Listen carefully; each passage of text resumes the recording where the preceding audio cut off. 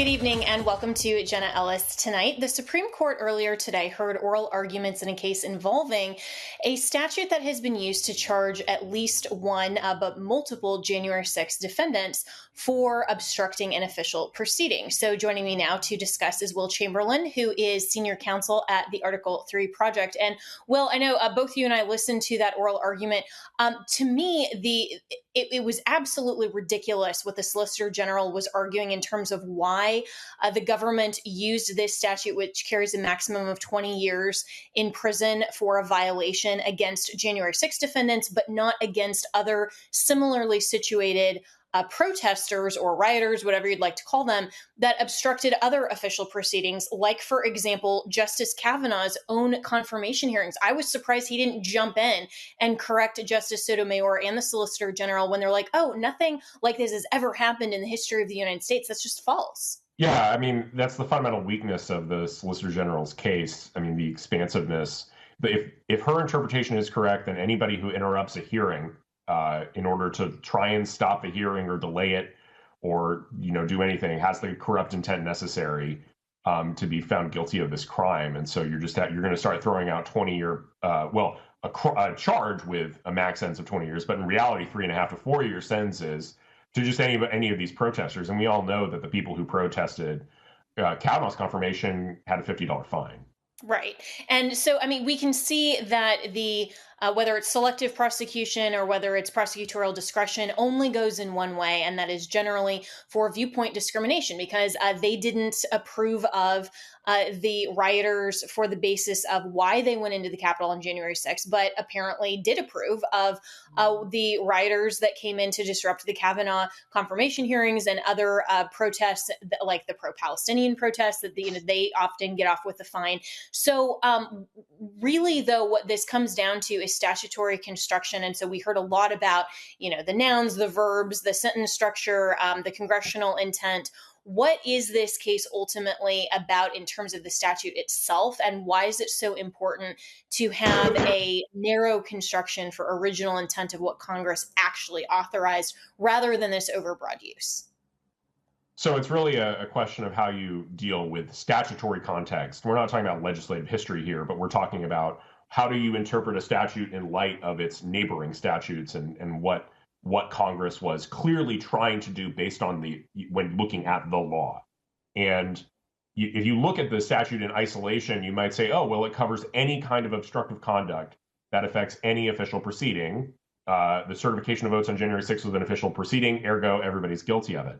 But if you look at the broader statute, it's in the context of obstruction of justice generally and evidence impairment.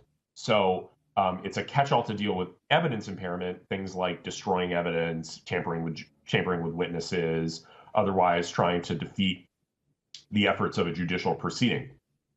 And so the interpretation that the government has chosen basically, yoinks this catch-all out of the statute entirely and allows it to be this very broad, vague crime that can capture any amount of conduct. And just an example of how troublesome this provision is, it's the provision that was used by Andrew Weissman to try and go after Donald Trump when he, as it was his right, tried to tell James Comey to stop investigating the Russia issue. And I mean, when I say that it was his right, it's because he was the president and he's in charge of taking care that the laws are faithfully executed. So if he determines that an investigation shouldn't occur, that investigation should not occur.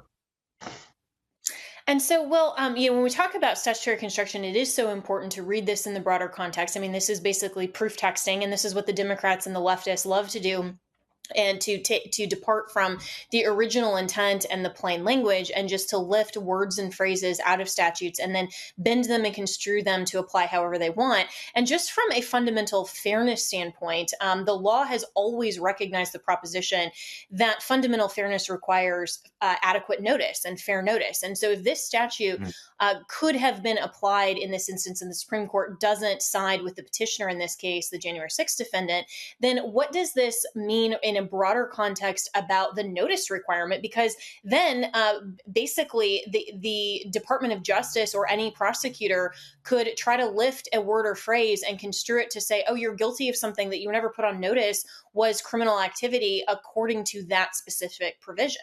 Right. I mean, that's the theory underlying the rule of lenity, which says that criminal statute should be interpreted when ambiguous in favor of criminal defendants, because that's only fair. They're the person whose liberty is on the line, and they're the person who proper notice was needed to make incarcerating them and depriving them of their liberty a reasonable thing for the state to do. But that's not how the DOJ looks at things. They decided that, oh, we're going to take this extraordinary interpretation of the statute because it will let us impose really strict draconian sentences on these people. And they never considered, what does the statute mean? What is the Supreme Court going to think?